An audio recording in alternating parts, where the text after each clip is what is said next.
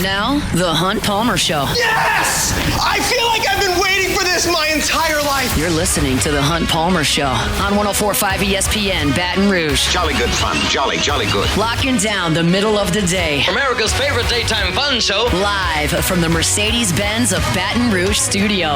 This is Hunt Palmer.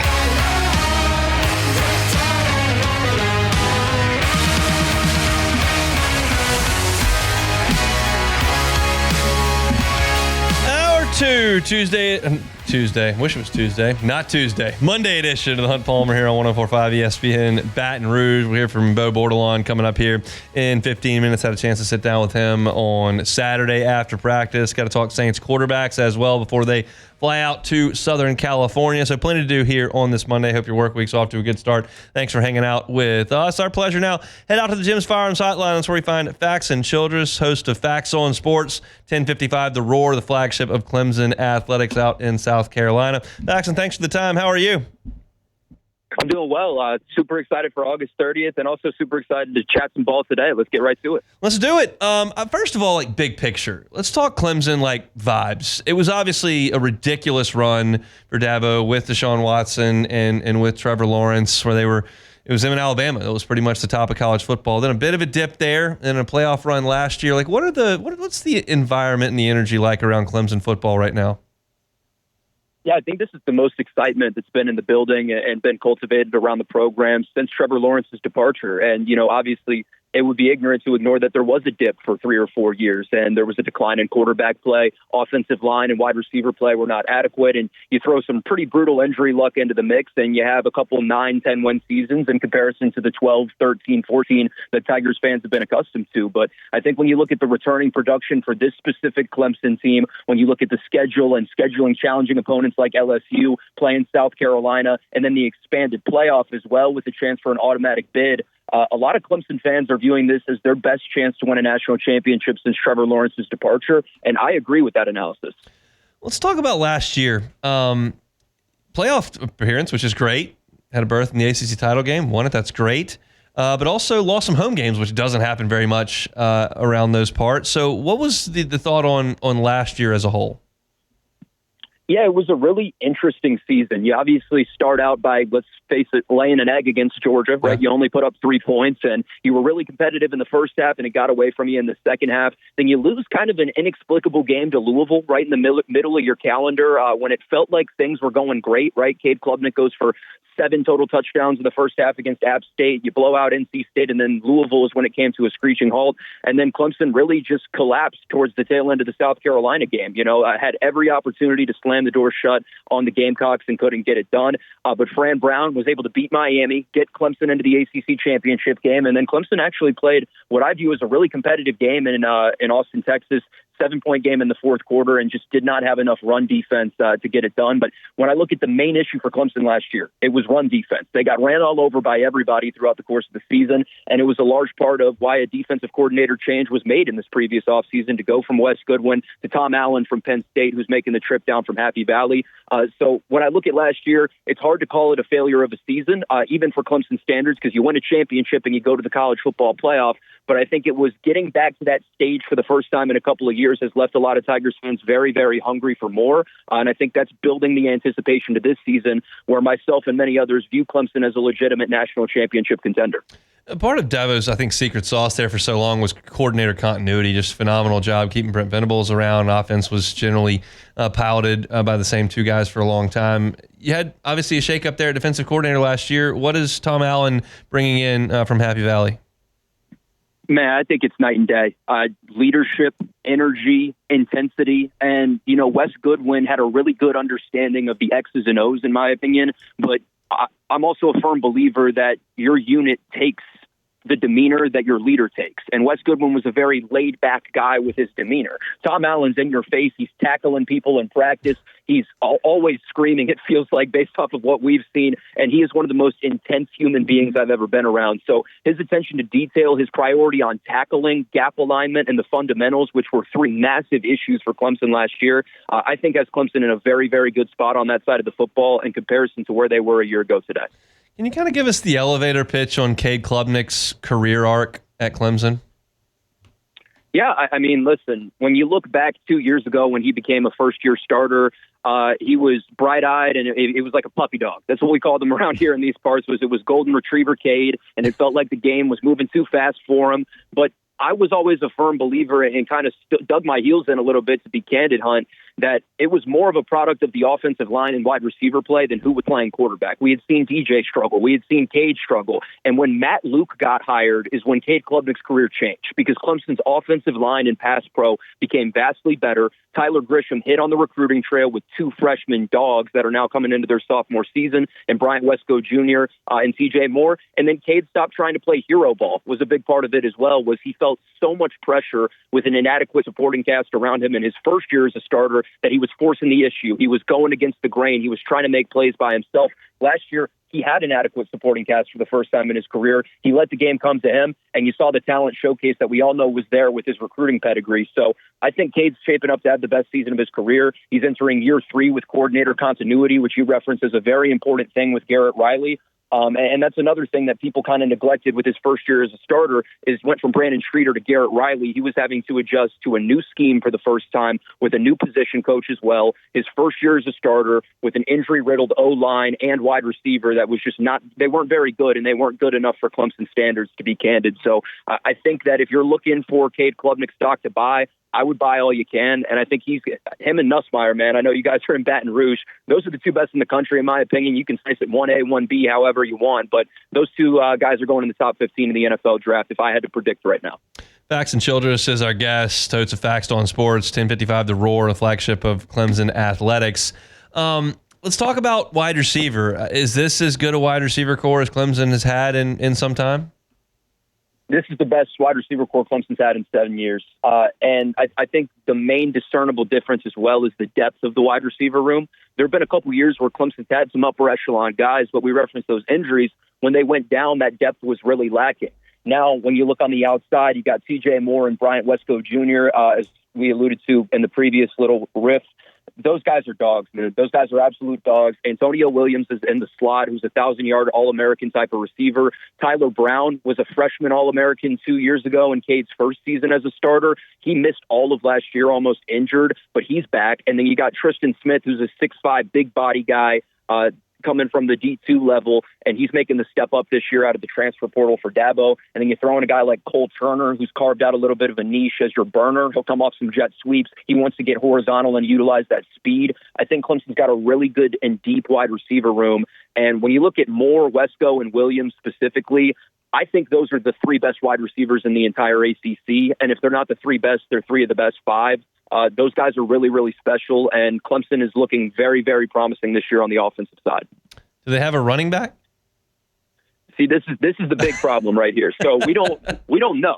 I'm glad you asked about this, Hunt. So the primary, and being in practice and being in camp the last couple of weeks and stuff, the primary ball carrier right now is Adam Randall, who is a converted wide receiver. But you've got a couple guys that are uber talented, kind of lurking in the shadows as well as depth pieces. Gideon Davidson's a 4-star true freshman running back that looks like he's 23 years old right now and not 18, very physically imposing. David Eziamume is another guy, redshirt freshman from Norcross. He's a very violent runner. So when you combine Randall, Davidson, and Eziamume, I would anticipate in that game on August 30th, Randall's probably going to be your first guy out there, but you're going to see all 3 get carries. And in comparison to the last couple of years for Clemson, where it's been a ton of Shipley, a ton of Maffa, you're going to have more of a split workload this year in comparison to years past. But I think that's the biggest concern on the entire roster right now is who's playing running back for Clemson. On the defensive side, you mentioned poor run defense last year. What have they done to shore that up? I think it's schematic, and I think it's just Tom Allen. I think the personnel is there. You look at Peter Woods and T.J. Parker, 98% of the NFL mock draft guys have both of those guys in their top 10. If you value those things, you can take that for what it's worth. I think they're both uber talented players.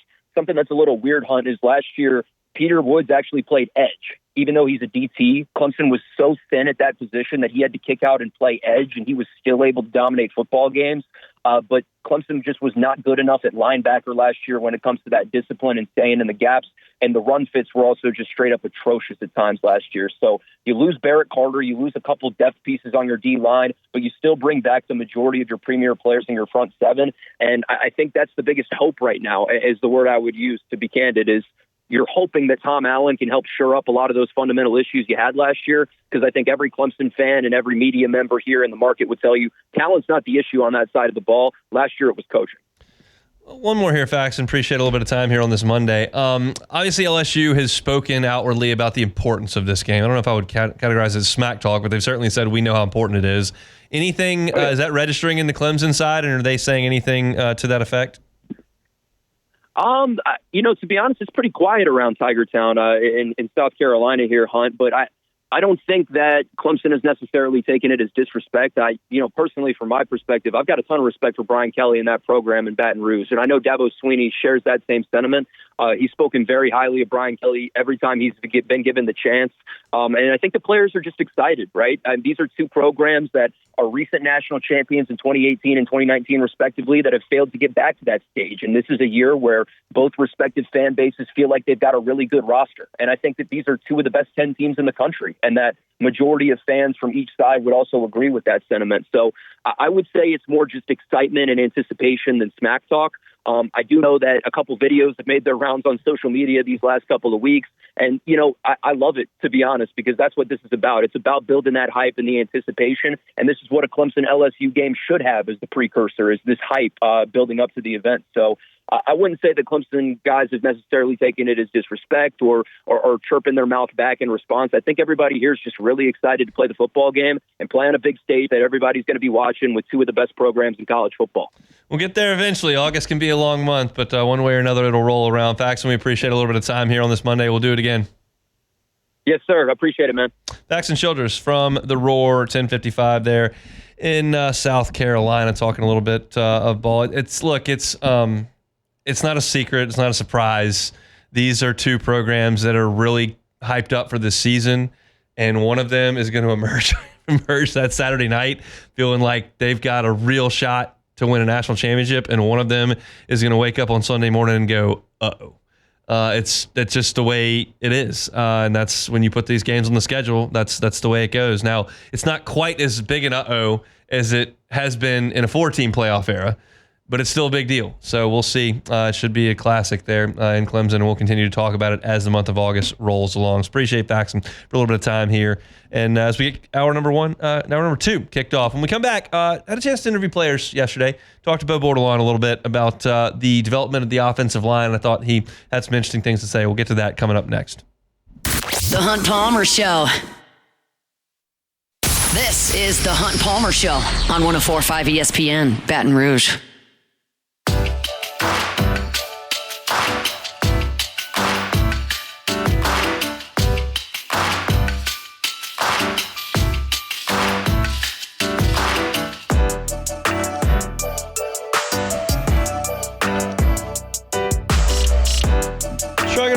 Here on this Monday. Appreciate you hanging out with us here on the Hunt Palmer Show. Spent the entire show thus far kind of talking LSU football, because that's generally speaking what we do this time of year. Had my practice report from Saturday and today at the first couple of segments. Did some Meet the Freshmen as well. I talked to Juwan Johnson, and there just took a little short detour there and talked a little Clemson football. And now we'll get back to LSU before we talk Saints in the next segment. Ross Jackson's got a great piece up at LouisianaSports.net talking Saints quarterbacks. And I'm going to shift my prognostication a little bit on the Saints when we get into the next segment. But had player interviews back on Saturday with LSU. And had a chance to talk to, let's see if I can remember all these off the top of my head because I didn't write it down. Talked to Bo Bordelon, which we're going to get to in a second. Talked to Jacobian Guillory. Talked to Tyree Adams. And talked to West Weeks. I got them all. And so I've got a couple stories up on LouisianaSports.net right now from those interviews. I'll have another one tomorrow from West Weeks, just talking about his role. He's starting on the defense right now. He's been the number one backer with Witt, and then Devon Keys is going to come in on the second team. So I thought that was interesting, and kind of those two talking about feeling like it was in high school again. So I'll get to some of that on the website tomorrow morning. But for this segment, we're going to talk about Bo Bordelon and the offensive line, because that is just... it's just a big, big deal. I can't possibly overstate the importance of the offensive line to this team. And I don't know how that's going to be altered as a talking point for the next 3 weeks. I just don't. I think it's going to be a monster talking point for 3 weeks up until the Clemson game. And I think the offensive line knows that. And so we talked to Tyree Adams and then Bo Bordelon about it. And the question was asked, like, is there a chip on y'all's shoulder because folks are going, well, you lost 4 draft picks, you're probably not going to be very good? I would say the main thing is we're just trying to uphold our standard. The guys who have come before us, like you mentioned, have set a very high standard, and we want to exceed that. Those guys, maybe we had 4 guys get drafted last year. That's really hard to do. Not a lot of people can say they've done that. In that, we want to uphold that standard and surpass it. And like you talked about running the football, we have made that an emphasis this year, and we're looking to execute better on runs this year and just do our job. I mean, our job is to protect us and run the damn football, so that's what we're going to try to do. Protecting us and run the damn football. That's what we're going to try to do. I'm with you. I'm with you on that. Protect him, run the football, you'll be just fine. I asked him about moving on when those 4 guys left, because I think anyone who's been on even a high school team, I certainly haven't been on a college team, but I've been on a high school team, and I've been on a high school team where like you have kind of an identity to your team, and then that season ends, and you come back for your next team meeting to kind of start the next off season, and those guys who have been such a big deal and been so vocal and been so impactful are not there, and there's a weird feeling about it. Like, is it weird not to have Will Campbell and Emory Jones and Garrett Dellinger and Emory and Miles Frazier? And this was Bordelon's answer to that. We played a bowl game without those guys, and that's nothing against those guys. It is what it is, next man up. So we do miss those guys, and I still talk to some of those dudes. I talk to Will, talk to Emory, Miles, Deli, all those guys. And yeah, I wouldn't say it's weird, but I do miss those guys more of a friendship type of way. But in the room, we just next man up mentality. So our job is to uphold that standard. Very football guy talk there from Bo Bordelon. I miss those guys, next man up. It's football mentality.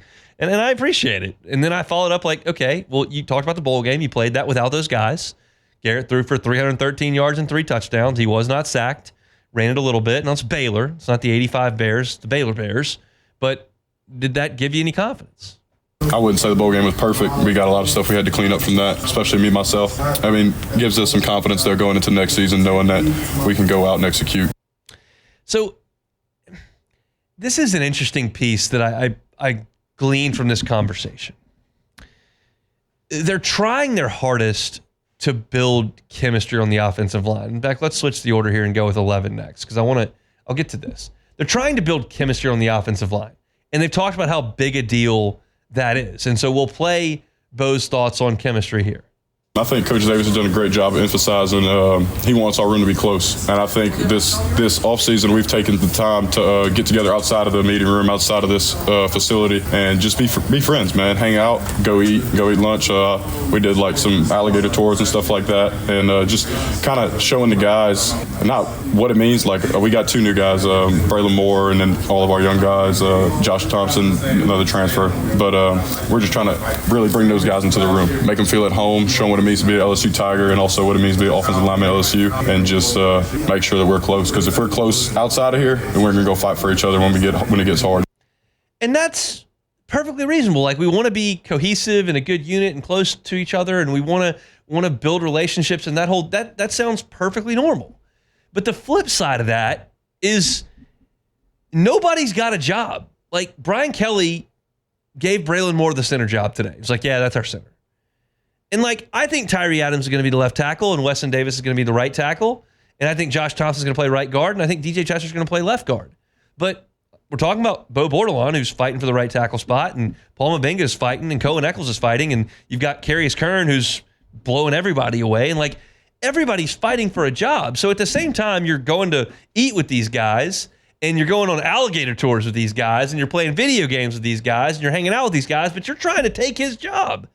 So the question is, like, do those 2 things create tension or animosity or awkwardness? And Bordelon answered that question. It's definitely a healthy competition, though. It's not. There's no animosity between guys. I don't feel that. The way I look at it, I want Weston Davis to go be an all-SEC level right tackle, and then it's my job to go beat him out. Does that make sense? So when when we're looking at guys like that, we want 10 guys who can go in the game and play. We don't want just 5. I mean, I'm not saying that we've had that in the past, but we want to be able to throw as many people in that game as possible, and we got to uphold the whole room to that standard. It's not just 5 guys. I know we always talk about finding 5. We want to find 10. And I think they're probably closer to 10 than 5 at this point. Just they got a lot of guys competing at a lot of different spots, and they're rotating in and out a lot. Like we've seen DJ Chester work with the first team a lot. We've seen Paul Mbenga work with the first team a little bit. We've seen guys move around. So it's not settled at this point in time. Now, they're going against a defensive line that I think right now is really good. I think that when you talk about the edge rushers that LSU brought in and Relaford on top of that and Carpenter really on top of that, like, it's a really good edge group. And then you look at McKinley's strength and you consider what Guillory did in camp last year, how strong he is, and what Gooden's been doing for the last 5 days. Like, it's a tough defensive line group to go against, and we asked Bordelon about going against this group every day. Yeah, I mean, I wouldn't say anybody specifically, but I think they're all good. They're all great players. It's great to compete against those dudes every day. I mean, we go against the best of the best. That's why you come to LSU, so that way you can get those kind of looks and you can get ready to go to not just play in a game, but also get you ready for the next level and get ready for the national championship, because that's what we're trying to do here. Pretty well stated there to finish things. It's the goal in everybody's mind. And I'll say this, a little bit of change today. When we go to practice, sometimes they ask us to go into the team room where we do interviews first and let the TV guys set their tripods up and let the print guys put their backpacks up. And so you don't have to carry all that stuff out to the 100-degree practice field, which makes a lot of sense. But sometimes you go in there and you catch a little nugget. Michael Caldwell tweeted this out, and I don't think they were trying to hide it or anything. We go in there to interview every day, but it was a change from literally Saturday. I was in that team room on Saturday, and the whole schedule was up on the wall in these 1 foot by 2.5 foot little rectangles, and it had Clemson and Louisiana Tech and then Florida, and it went on and on and on down the schedule. And today, 48 hours later, we go in there for interviews, and all the ones besides Clemson are flipped over and just have an LSU logo on them, and then the Clemson one's up. So they've shifted the focus from here's the whole 12-game schedule to there's Clemson. And so they've got a narrow focus. There's no doubt about that. And the question is, can they develop over the next month enough to go on the road against one of the best teams in the country, in one of the most hostile environments in the country, and play a really, really good football game? Because playing like an okay game like they did last year against USC, you're going to get beat. They have to be ready the first game of the season to go play great. And to me, it starts with this group, with the offensive line. If that group doesn't play worth a flip and everybody else plays great, they'll lose. I think they'll lose. Probably lose a low-scoring game. The defense plays great, but they'll lose because they won't be able to do what they have to do on the ground and certainly through the air if they can't block. So it's a big, big deal for that group to get it together. Bo Bordelon feels pretty confident about it. Tyree Adams felt confident about it on Saturday. If you want to read some of the quotes, including an $800 trip to walk-ons, you can find that at louisianasports.net. Musselmeyer picked up the tab on the offensive line, and they ran the bill up on him a little bit. We kind of thought that, hey, $800 for the entire offensive line is getting off maybe on the cheap. Tyree said, maybe so. But that quote and that entire story is up at louisianasports.net right now. All right, when we come back, who's the Saints quarterback going to be? I've told you it's going to be Tyler Shook repeatedly. Do I still think that? Maybe not. We'll talk about it. The Hunt Palmer Show. You're listening to The Hunt Palmer Show on 104.5 ESPN, Baton Rouge.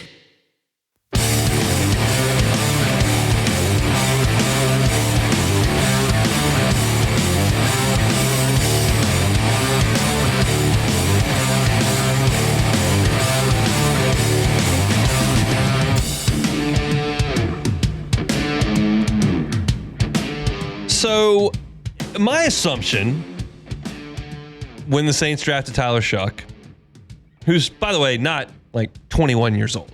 I'm talking about a guy that's beyond 25. I thought, okay, they've made their decision. You're talking about a new coaching staff, not a new regime, as you might say. I mean, you still got Mickey Loomis and Ireland and those guys calling the shots in the draft, but you got a new coaching staff. They've taken the pick that's going to be their guy. He's a mature guy. He's an older guy. Sure, he might take some lumps, but he's going to be the quarterback. And that was my assumption. Like, it's not based on anything. Kellen Moore's never been a quarterback, a head coach before. But it just stood to reason. You look around the league, like a lot of guys are getting their shot immediately. And I thought, okay, even though he's a second rounder, he's not the second pick in the draft, second round pick, he'll be the starter. And that's what I was operating from when the Saints reported the training camp. And I think I said like 70% I thought that Shook would be the starter for the first game. And I no longer feel that way. I don't feel that way anymore. Kellen Moore joined Fletcher Mackel, WDSU, for a one-on-one as the Saints get ready to go to Southern California to play the Chargers. And he said, when asked who the starting quarterback was going to be, quote unquote, we're close, we're really close.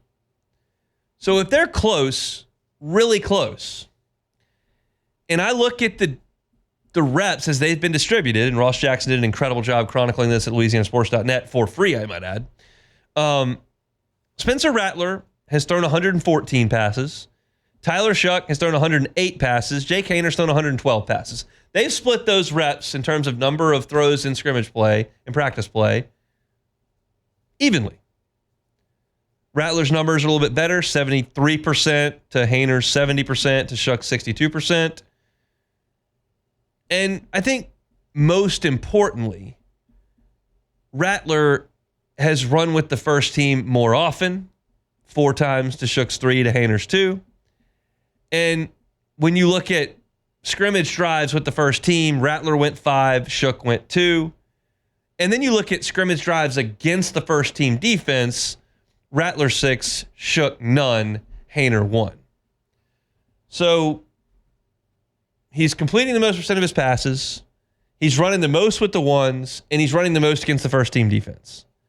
To me, this is the guy the Saints are favoring to this point. And if you ask media members who have been there to chronicle these practices, all of them, to a man, all of them suggest that Spencer Rattler has played better.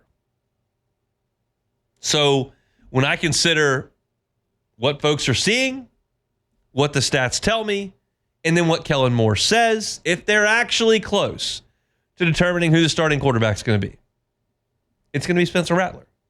Now, that doesn't guarantee on Halloween that Tyler Shuck's not the starter. But I thought when they made the pick, okay, they're going to let this kid go. And I was okay with them letting him go and play and be the guy to start the season. And I'm okay with the veteran, and I use big-time air quotes there for a second-year guy, is going to take those lumps initially with the idea that Shuck is going to continue to work. But you do have an obligation to the rest of your players to make a call and start getting your guy the requisite amount of reps. You can't be in a situation where your first team guy and your third team guy are essentially getting a similar number of reps. That has to shift drastically sometime fairly soon. You've got a good runway in the NFL. You've got 6 weeks to really get it going. So if you take your first week and a half, 10 practices, and go, okay, we're going to divvy them up, that's okay. No one's done anything wrong here. It will be wrong if we look up 3 weeks from now and you're 2 weeks from the game and you're still doing this. And I don't anticipate that in any stretch of the imagination. But I also think that Rattler will start to take more reps. They're going to continue to work with Shuck, and that's very important. You have to do it. But they're going to let Rattler take this thing from the beginning, is what it feels like. Now, maybe something happens via injury or just very poor play in a preseason game or practices that tilt the scales. But right now, it just feels like I was at 70-30 Shuck over Rattler 3 weeks ago. I'm at 80-20 Rattler now. I've had just a massive change in my thought process. And I'm okay with it. I think Spencer Rattler has a chance to be a good quarterback in the NFL. I don't know how high I think it is. And the reason why I think Tyler Shuck has a greater ceiling is because I've seen less of him under these lights. It's probably not fair to pin everything on Spencer Rattler when you consider the situation that he went into last year. And we talked about this when it happened. Makeshift offensive line, crippled wide receiver core, lame duck coach. It was all a bad spot. And you don't throw a career out because a guy doesn't excel or win a single game in those circumstances, because very few could. But you consider where he was picked. You consider what you saw from him last year preseason in the season, and it feels like, you at least drop the expectations for his potential one or two pegs. And with Shook having not had those opportunities, you still see him as the shining hope, as the second-round pick who comes in and saves the day. And he may be that. I just don't think it'll be from the start. If you ask me for an over-under on how many games Spencer Rattler starts to begin the season, I would probably put it somewhere around 8. Because I do think they would like to give Shook a look. And I don't think they're going to be in a situation this year where you're playing to try to make the playoffs and can't afford to put a rookie quarterback in there. I think things will get wobbly and you'll realize that you've got to go in there and see what you got in a draft pick. But I do think over the last 2 weeks, my complete interpretation of how this quarterback battle is going has flipped on its head. We'll see how the preseason snaps go. I think whoever is the starter in that first game, which I fully now expect to be Spencer Rattler, will take far more snaps in this game than Justin Herbert would, because you've got to get reps. You don't have Derek Carr, a 10-year vet. You certainly don't have Drew Brees. You've got to get whoever your starter is reps. And they got to win the job. So preseason for the Saints will probably be more interesting than for any other team in the league, because you really don't know who your quarterback is. And your quarterback is going to play in the preseason before he plays and starts in the regular season. And that doesn't happen very much these days in the NFL. It just doesn't. Your starting quarterback doesn't play much in the preseason. The Saints will. So that makes things a little bit more interesting. So I've switched. Give me Spencer Rattler as a starter. Give me Tyler Shough as a backup. I still don't think Jake Hayner's got much of a chance to be a guy that has a big role in this team. I think he's the third quarterback. But I think you're going to see both Rattler and Shough play. And I think in my head, back in early July, there was a chance that Shough could start every game. I don't see that anymore. There's a look at the Saints. Hunt on Saints, where you can find our Saints content every single day on YouTube. Hunt on Saints. Also, wherever you find your sound on podcasts, Apple Podcasts, Spotify, Google. Wherever you find sound, search Hunt on Saints. You can find our Saints content. We'll have 2 Saints segments tomorrow from Kat Terrell as well as Sharif Ishak. So looking forward to diving back into things from a Saints perspective on tomorrow's show. Certainly more LSU talk as well. We'll come back and close things out. It is a Monday edition of the Hunt Palmer Show. The Hunt Palmer Show. Genesis of Baton Rouge. GenesisofBatonRouge.com is that website. I'll tell you about the warranties that Genesis offers. They are America's best. You're talking about a powertrain warranty, 10 years, 100,000 miles. You're talking about new vehicle warranty, 5 years, 60,000 miles, bumper to bumper. You're talking about roadside assistance, 5 years, unlimited miles. Your complimentary service valet, 3 years, 36,000 miles. These are some of the perks of being a Genesis driver. It's not just the fact that the people you work with are phenomenal, or that the facility there, Airline and PQ, is first class. It's not just that their line of vehicles is just incredible to get behind the wheel of. In safety, no shortcuts whatsoever. It's the entire package, which includes America's best warranty. Get on by and see them. There's a chance, pretty good one, that you've never been behind the wheel of Genesis. There's a chance, pretty good one, that you've never gone to see them, Airline and PQ, because they're fairly new. When you're in the market for a vehicle, which maybe right now, may not be for a little bit, go by and see my friends at Genesis of Baton Rouge, Airline and PQ. You can start your buying experience today at GenesisofBatonRouge.com. It's GenesisofBatonRouge.com. This is the Hunt Palmer Show on 104.5 ESPN, Baton Rouge.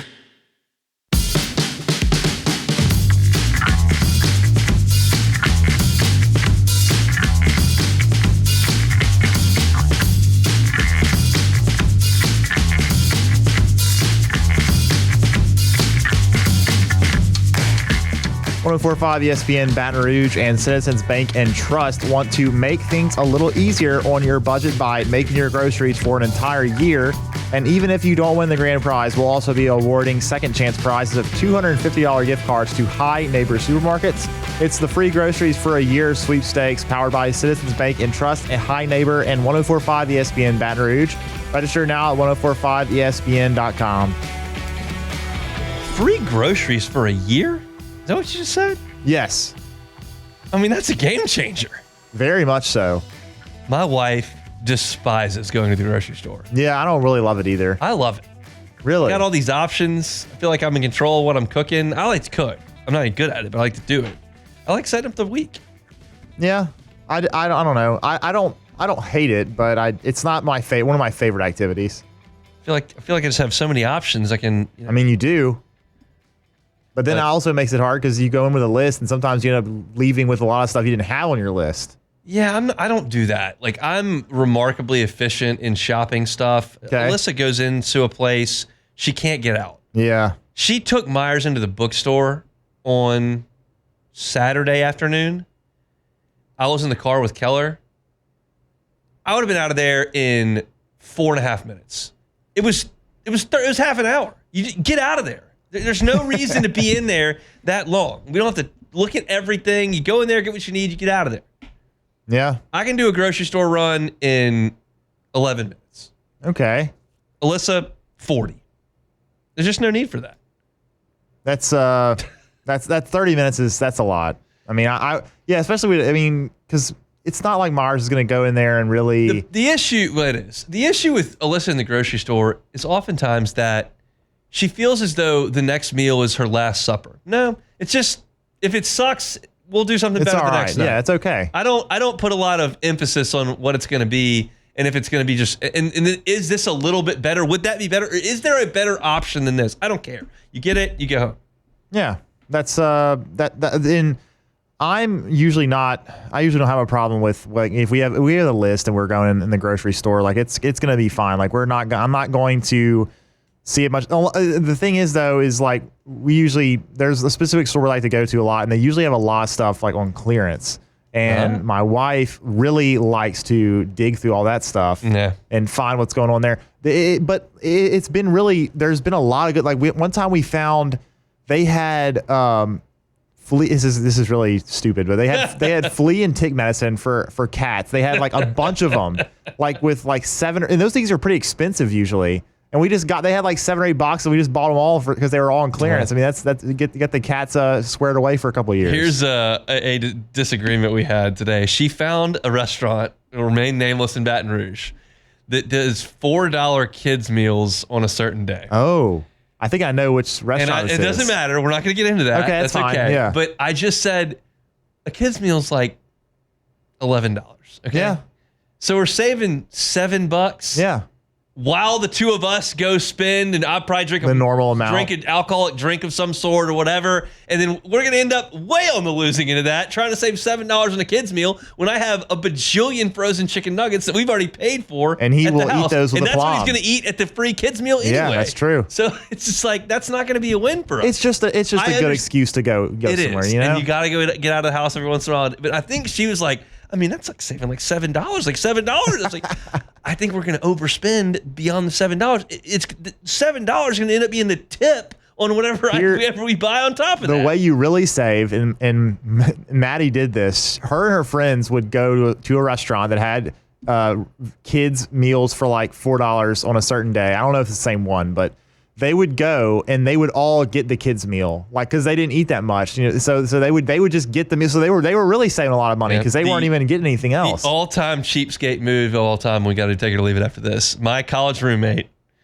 We used to go to Brightside Bar and Grill, which I think is not there anymore. It's still there. It's still there on Burbank. Did they do? It was on Lee. Oh, the on Lee. Oh no, it's not. Yeah, it's not open anymore. And they did dollar burgers that were like sliders on Tuesday. Oh wow! But if you got cheese on them, it was an extra 50 cents. So it was $1.50. He brought cheese. He brought Kraft singles. Oh my god! All time. But it's not going to be melted. No. Oh, but he was saving. No. I mean, what was he going to eat? Like 6 sliders. Yeah. So he saved like $3. There you go. All right, take it or leave it. Take it or leave it. Take it or leave it. Presented to you by Flight by Yingling, the next generation of light beer, crafted by America's oldest brewery. Today's hottest stories in sports, news, and sometimes even Hunt's life. The question is, will he take them or leave them? Flight by Yingling, the next generation of light beer. Still scalding hot out there. Still some folks getting that final vacation in or enjoying a little bit of time before things crank up with school. If you're looking for a light, refreshing, domestic cold beer, Yingling Flight. 95 calories, 2.6 carbs, and still has that delicious beer flavor. It is Flight by Yuengling, the next generation of light beer. All right, first one here. How about this? The ESPN dropped a top ranking of all 32 NFL teams based on having the best players under 25 at 25 or younger. Yikes! And the New Orleans Saints actually 24th, not that bad. Yeah, they were 30th last year. Still under there? Yeah, Olave is 20. Let's see, where he? Oh wait, no, he graduated actually. Oh no, he's actually 25 now, so he's out of it. Well, they got Fuaga, Banks. They got Brian Brzee, Kool-Aid McKinstry, Isaiah Foskey, which is interesting to put him. Yeah, he says the rest of the young talent on defense is depth, including edge rusher Isaiah Foskey and Jonas Sanker, 22 years old as well. But the Saints at 24, take it or leave it. I'm going to leave that. Leave it alone. We're tossing Sanker and Foskey and some of those guys in there that haven't really contributed in a meaningful way on Sunday. And also, of course, counting Spencer Rattler and Tyler Shuck, who hasn't even played it down yet. I don't know about all that. So, actually, Shuck's 26, so he doesn't count either. Yeah, I'm not sure what, but anyways. All right, next one. Luka Doncic, of course, signed an extension with the Lakers over the weekend, and to celebrate, went to the Sphere, saw the Backstreet Boys in concert. Luka and Alyssa have something in common. Take it or leave it. I'll take that. I just feel like Luka could handle the $50 cocktails better than Alyssa did. Probably so. Yeah, probably so. He got to go backstage, too. For those that are going, no, if you buy it in a souvenir cup and it's a double well, that's a 50 spot. That's a Sphere. Luka can buy a lot of those. He could. I don't know how many my wife had. I think it was contained to one. But I would hope. I don't know. I could not fathom spending $100 on 2 drinks.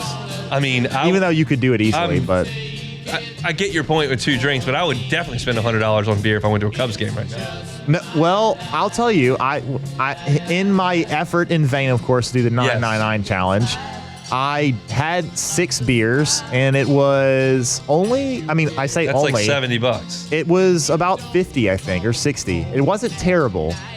Okay. Well, it can be done. You can have a reasonable amount of beers for under $60, which is not great, but it's not 100. It's the most expensive. Apparently, it's the most expensive game day experience in the MLB. It makes sense because it's they can afford to do that. Yep. It's Wrigley. All right, that's it. That's it. Busy show today. That's a fast-moving 2 hours there. A lot of LSU football talk. Spent an hour and a half on LSU football. Spent 15 minutes on the Saints quarterback spot. We'll do more Saints tomorrow as they get ready to go out to Southern California, and we'll certainly hit on LSU as well. If you missed any of our content, Hunt Palmer Show, wherever you find your sound. Saints content, Hunt on Saints. LSU content, Hunt on LSU. That'll do it for me. Go get some Otter Locks up on LouisianaSports.net. Matt's going to drive you home on After Further View. We're back tomorrow. Same time, same place for a Tuesday edition. The Hunt Palmer Show. The Hunt Palmer Show.